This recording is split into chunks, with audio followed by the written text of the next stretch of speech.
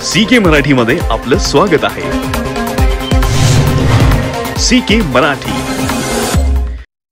कवठेमहांकाळ तालुक्यातील कुच्ची या गावी मराठा समाजाकडून साखळी पद्धतीने उपोषण ग्रामपंचायत समोर चालू आहे। मराठा समाजाला 16% आरक्षण मिळावे यासाठी मनोज जरांगे पाटील यांनी लढा उभा केला आहे। या लढ्याला यश यावे म्हणून कवठेमहांकाळ तालुक्यातील अनेक गावातून व कुच्चीपुरातील गावातून मराठा समाज एकवटला आहे। यावेळी कुच्ची, जाकापूर, बनेवाडी, शेळकेवाडी, आगळगाव विविध गावातून मराठा समाज कुच्ची ग्रामपंचायतच्या समोर साखळी उपोषण करीत आहेत। मराठा समाजाला न्याय भेटावा व 16% आरक्षण भेटावं यासाठी संबंध महाराष्ट्रातून प्रत्येक ग्रामपंचायत समोर मराठा समाज उपोषण, आमरण उपोषण, साखळी उपोषण करीत आहेत। त्याचबरोबर कवठेमहांकाळ तालुक्यातील व तासगाव तालुक्याचे आमदार, त्याचबरोबर सांगली जिल्ह्याचे खासदार हेही मराठा समाजाचे आहेत। यांनी या उपोषणकर्त्यांना न्याय द्यावा, अन्यथा खासदार, आमदार यांना गावामध्ये फिरू देणार नाही असे आवाहन गावातील मराठा समाज बांधव यांनी व्यक्त केलं।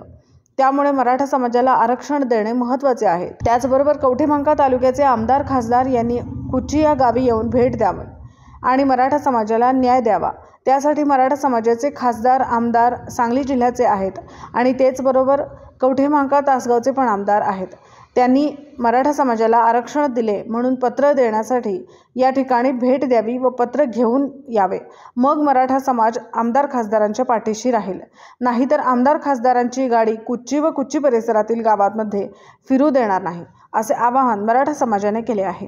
गेल्या 29 ऑगस्ट 2023 पासून मनोज जरांगे पाटील साहेब यांच्या नेतृत्वामध्ये अंतरवाले सराटी इथं जे बेमुदत उपोषण चालू होतं, ते उपोषण चालू असताना गृह विभागा पोलिसांकडून अतिशय शांततेत सुरू असणाऱ्या आंदोलनावर लाठीचार्ज करण्यात आला आणि ते आंदोलन एक वेगळ्या प्रकारचं रूप त्या आंदोलनानं घेतलं।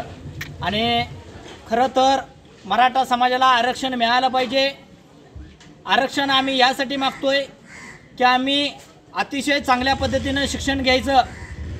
अनेक मराठा समाजातील आमचे मायबाप हाडाची काढा आणि रक्ताचं पाणी करून आपल्या मुलांना शिक्षण देतात आणि ती चांगली शिकलेली मुलं चांगली टक्केवारीसुद्धा मिळवतात, पण ह्या आरक्षणामुळं त्यांना नोकरीपासून वंचित राहावं लागतं आणि म्हणून हे आम्हाला आरक्षण पाहिजे।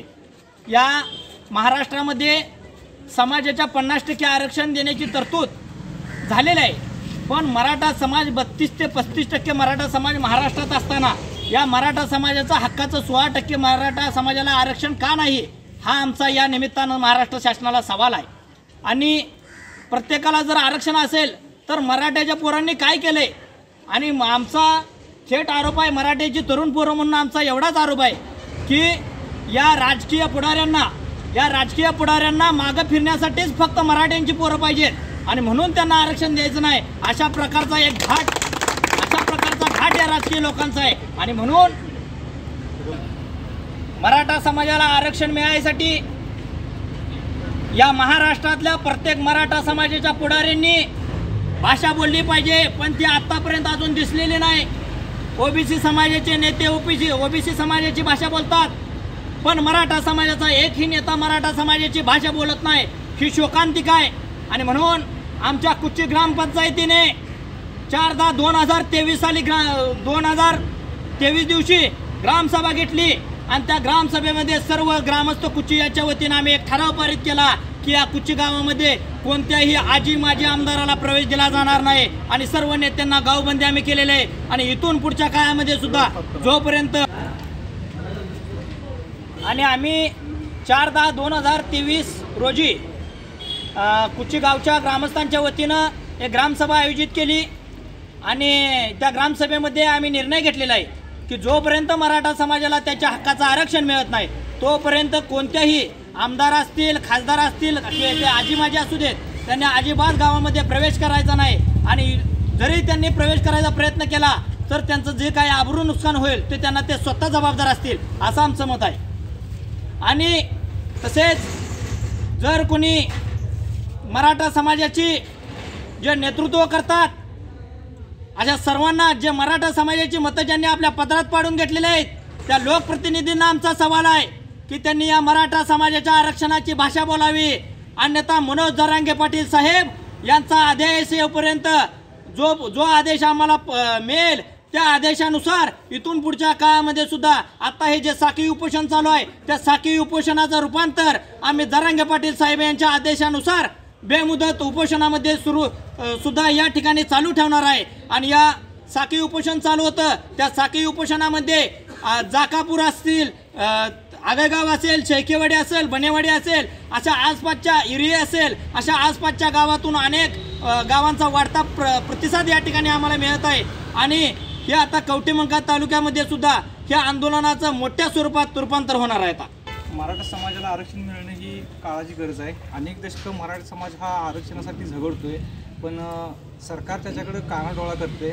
मनोज जरांगे पाटलांनी 40-45 दिवसापाठीमागं 17 दिवस आंतरवली सराटीमध्ये अमरण उपोषण केलं, परंतु त्यांना 1 महिन्याची मुदत मागितली, पण मनोज जरांगे पाटलांनी 40 दिवसाची मुदत देऊन सुद्धा त्यांनी आरक्षणाकडे कोणत्याही प्रकारचं कारवाई करण्याचा प्रयत्न केला नाही। इथून पुढच्या काळामध्ये सुद्धा महाराष्ट्र शासन असेल किंवा केंद्र सरकार असेल त्या आरक्षणाकडे कानाडोळा करते। या सरकारनं मराठा समाजाची दखल घ्यायला पाहिजे। आजपर्यंत खासदार असतील, आमदार असतील, महाराष्ट्रातून बऱ्याचशी संख्या आमदारांची, खासदारांची मराठींची आहे, परंतु मराठा समाजातील खासदार असतील, आमदार असतील, मराठा आरक्षणासाठी एक शब्दसुद्धा बोलायला तयार नाहीत। कवठेमंकाळ तालुक्यात सुद्धा पहिल्यापासून मराठा समाजाचे आमदार आहेत, खासदार आहेत सांगली जिल्ह्यामध्ये, त्यांनीसुद्धा एक शब्दही आरक्षणाच्या बाबतीत काढलेला नाही। पण ओबीसी समाजाचे जे नेते आहेत, जे आमदार आहेत, खासदार आहेत, ते मराठा समाजाच्या आरक्षणासाठी काढून विरोध करतात, पण मराठा समाजाचे आमदार, खासदार आहेत ते एक शब्दसुद्धा बोलायला तयार नाहीत। हे एक आमची मराठा समाजासाठी शोकांतिक आहे। परंतु त्यांना मी या माध्यमातून सांगतो की जर तुम्ही असंच गप्प राहिला तर येणारा काळ किंवा मराठा समाजातली तरुण पिढी तुम्हाला माफ करणार नाही। तुम्हाला तुमच्या खुर्च्या खाली कराव्या लागतील आणि वेगळ्या पद्धतीने जे आम्हाला आंदोलन आहे ते उपोषण, हे साखळी उपोषण चालू आहे, पण परंतु जर तुम्ही आमची दखल घेतली नाही तर त्याचं हे उपोषण हे वेगळ्या मार्गाने होईल, याची तुम्ही दखल घ्या। आता आम्ही कालपासून हे साखळी उपोषण सुरू केलेलं आहे। आता जरांगे पाटील साहेब यांच्या मार्गदर्शक सूचनेनुसार आम्ही त्यांच्या बऱ्यापैकी संपर्कात आहोतच। मार्गदर्शक सूचना आम्हाला टी व्हीवरती पाहायला मिळतातच, त्यांची पत्रकार परिषद होते त्या माध्यमातून आम्हाला पाहायला मिळतात। तसं त्यांच्या जशा सूचना येतील त्या पद्धतीनं उग्र आणि तीव्र स्वरूपाचं आंदोलन आता त्यांनी सांगितलेलं आहे की शांततेच्या मार्गाने आपला मराठा समाजाला आंदोलन करायचं आहे, म्हणून हा मराठा समाज शांततेच्या मार्गाने आंदोलन करत आहे। आणि जर त्यांनी सांगितलं तीव्र आणि उग्र स्वरूपाचं आंदोलन या महाराष्ट्रामध्ये करायला पाहिजे आणि केलं पाहिजे तर हा सकल मराठा समाज उग्र आणि तीव्र स्वरूपाचं सुद्धा आंदोलन करेल। मराठा समाजाला आरक्षण मिळावं ही आमची गेल्या 70 वर्षापासूनची खंत आहे आणि ती खंत खऱ्या अर्थाने या मराठा समाजातील पुढाऱ्यांनी मोडून काढायला पाहिजे होती। ती खंत आमची संपवायला पाहिजे होती, पण या आमच्या मराठा समाजातील पुढाऱ्यांना या 70 वर्षात जाग आली नाही। म्हणून आज आमचा क्रांतीसूर्य मनोज जरांगे पाटील साहेबांना गेले 17 दिवस बेमुदत उपोषण केलं आणि आता 3 दिवस झाले बेमुदत उपोषण चालू आहे। या महाराष्ट्र शासनाला आणि काय पाहायचं आहे का, या महाराष्ट्रातला जनतांडव पाहायचा आहे का, असा आमचा या मराठा समाजाचा सवाल आहे। आणि म्हणून माझी महाराष्ट्र शासनाला आणि या पुढाऱ्यांना पांढऱ्या कपड्यातील या काळ्या बोक्यांना आमचा सवाल आहे, या मराठा समाजाचं रक्त तुम्ही किती दिवस पिणार आहे का? हा मराठा समाज तुमचे फक्त झेंडे उचलायला पाहिजे, पण आता मराठा समाज जागा झालाय। हा मराठा समाज तुमचा झेंडे उचलण्याचं काम इथून पुढच्या काळामध्ये करणार नाही आणि हा मराठा समाज तुमच्या ज्या राजकीय सभा असतील, जे तुमचे राजकीय कार्यक्रम असतील त्या कार्यक्रमावरती आम्ही आता इथून पुढे अजिबात जाणार नाही, अशा प्रकारची भूमिका या महाराष्ट्रातील मराठा समाजाने घेतलेली आहे। आणि म्हणून परंतु या कवठे महांकाळ व तासगाव विधानसभा परिषदेचे आमदार माननीय मराठा समाजाचेच आहेत सुमनताई वहिनी, त्याचबरोबर खासदार सांगली जिल्ह्याचे पण मराठा समाजाचे आहेत, काय ह्यांच्यावर काय तुम्ही सांगाल? या तासगाव कवठेमंकाळ विधानसभेचे आमदार सुमनताई आहेत, या जिल्ह्याचे खासदार संजय काका पाटील आहेत, पण या दोघांनीही विधानसभे आणि लोकसभेमध्ये मराठा समाजाच्या आरक्षणावरती लक्षवेधी घ्यायला पाहिजे होती। लोकसभेमध्ये सुद्धा स्वतंत्र चर्चासत्र या मराठा आरक्षणावरती राबवायला पाहिजे होतं, पण ते अलीकडच्या काळामध्ये या आमदार आणि खासदार करताना आम्हाला दिसत नाहीत।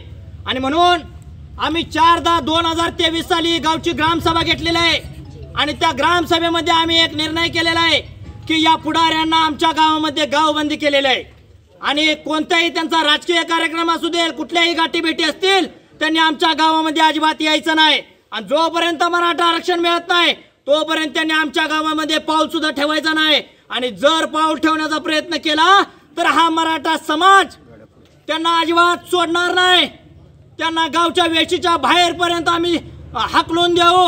अशा प्रकारचा उग्र आणि तीव्र स्वरूपाचं आंदोलन इथून पुढच्या काळामध्ये करणार नाहीत।